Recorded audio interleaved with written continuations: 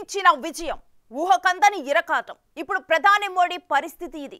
ఇప్పటిదాకా ప్రభుత్వం నడపటం ఒక ఎత్తు, ఇకపై నడపటం ఇంకో ఎత్తు. నిన్నటి వరకు సింగిల్గా మెజార్టీ ఉండటంతో ఏం చేసినా చెల్లింది.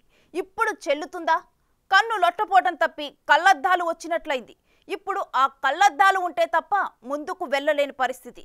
ఇక రాబోయే 5 ఏళ్లు ప్రభుత్వం నడపటం అంటే ముళ్ళ సింహాసనంపై కూర్చొని పాలన సాగించటమే. ఇకపై మోడీ సవాళ్లతో సంసారం చేయాల్సిందే.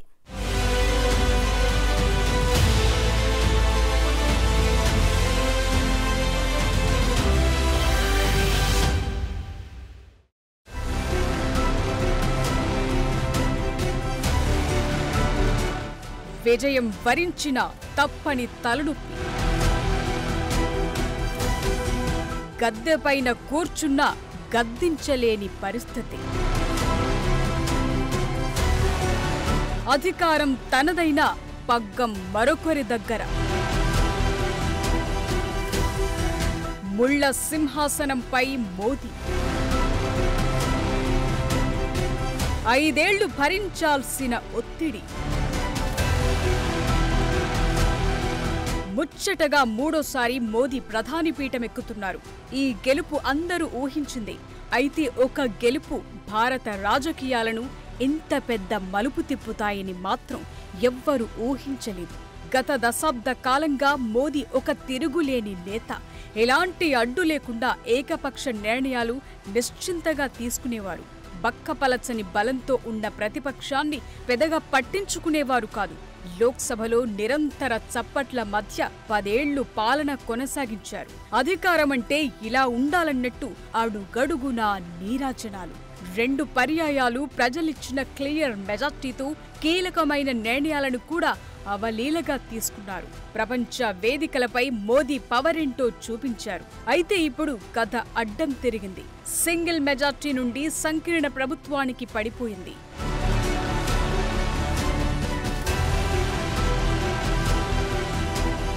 స్థిరమైన ప్రభుత్వం కోసం ప్రజలు ఓట్లేయాలని, అప్పుడే నిర్ణయాలు నిస్సంకోచంగా తీసుకోవచ్చంటూ ఎన్నికల ప్రచార సభల్లో మోదీ మోతమోగించారు.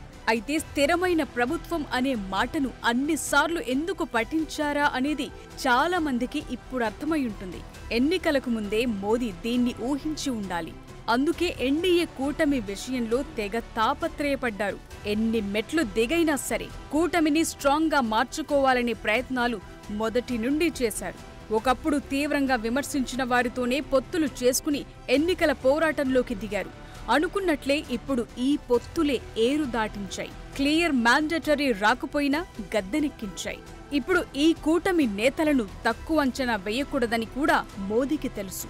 ఇటు ఏపీ నుండి టీడీపీ అధినేత చంద్రబాబు నాయుడు, అటు బీహార్ నుండి జేడీయూ అగ్రనేత నితీష్ కుమార్ ఇద్దరూ రాజకీయాల్లో ఉద్దండులు, సుదీర్ఘ అనుభవమున్న చాణక్యులు, అంతకు మించి కరుడుగట్టిన రాజకీయ నేతలు.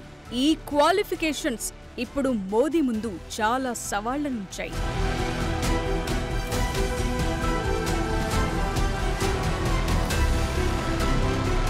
ఎన్నికల తుది ఫలితాల తరువాత ప్రతిపక్ష నాయకులు రాహుల్ గాంధీ నుండి మమతా బెనర్జీ వరకు చేసిన వ్యాఖ్యలు మోదీ అసలు పరిస్థితికి అద్దం పడుతున్నాయి. బీజేపీ సొంత మెజార్టీ సాధించలేకపోవటాన్ని ప్రధాని నరేంద్ర మోదీ ఓటమిగా అభివర్ణించారు. ఆంధ్రప్రదేశ్లో తెలుగుదేశం పార్టీ మినహాయించి దేశవ్యాప్తంగా నిర్వహించిన ఎన్డీఏ ప్రచారమంతా మోదీ కేంద్రంగానే నడిచింది.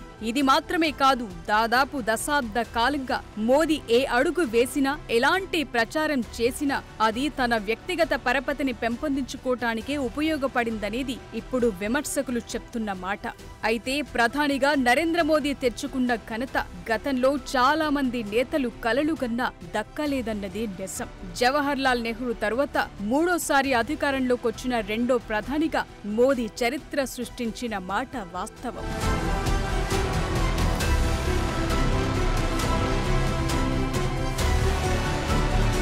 పార్టీ ప్రజాదరణ ఇప్పటికీ మోదీపైనే కేంద్రీకృతమైంది.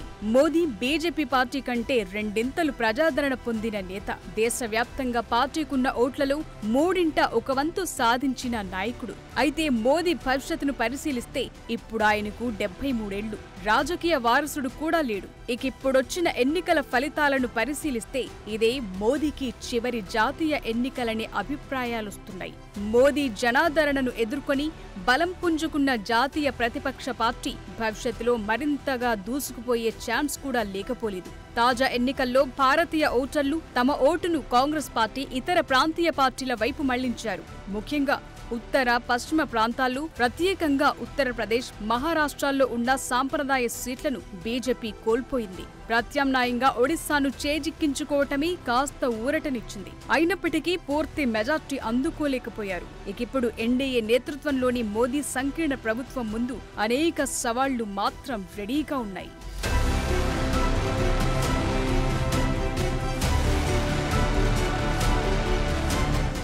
240 సీట్లను దక్కించుకున్న మోదీ ఫ్యాక్టర్ ప్రభుత్వం కోసం ఆంధ్రప్రదేశ్లోని తెలుగుదేశం పార్టీ, బీహార్లోని జేడీయూ పైన ప్రధానంగా ఆధారపడాల్సి ఉంది. అందులో ఏ ఒక్కరిని కోల్పోయినా అది పదవికే మోసం వచ్చే పరిస్థితి. టీడీపీ నుండి 16 సీట్లు, జేడీయూ నుండి 12 సీట్లు, శివసేన నుండి 8, లోక్ జన శక్తి నుండి 7 సీట్లు, ఇతరత్ర పార్టీల నుండి వచ్చిన చిల్లరతో ఇప్పుడు పాలన కొనసాగించాలి.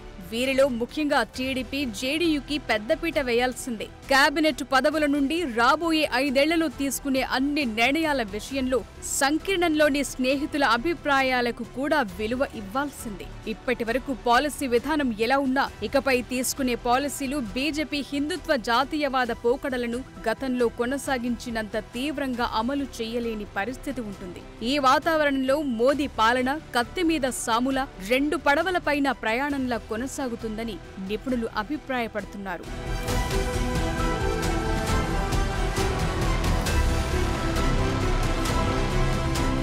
అయితే గత 10 ఏళ్ల పాలనలో మోదీ ప్రజామోదాన్ని బలంగా నిర్మించుకున్నారు. ముఖ్యంగా దేశంలోని మెజార్టీ ఓటర్లను ఆకర్షించారు. ఇక కరోనా మహమ్మారి తరువాత కూడా మోదీ దేశ ఆర్థిక వ్యవస్థను కుంగిపోకుండా కాపాడగలిగారు. అంతర్జాతీయంగా ఆయన పెంచుకున్న పలుకుబడి, దౌత్యపరంగా తీసుకున్న నిర్ణయాలు మోదీ నాయకత్వ పటిమకు తార్కాణాలు. మేక్ ఇన్ ఇండియాతో మోదీ అన్ఆర్గనైజ్డ్ సెక్టార్లో యువతకు చాలా అవకాశాలను అందించారనటంలో సందేహం లేదు.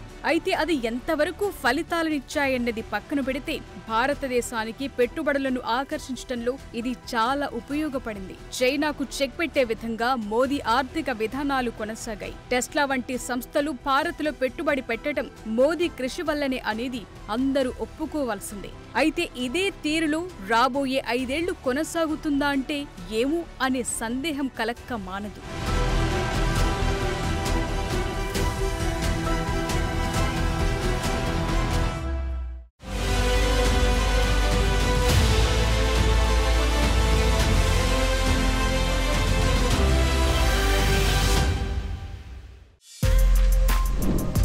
For more videos like this, subscribe Big TV channel.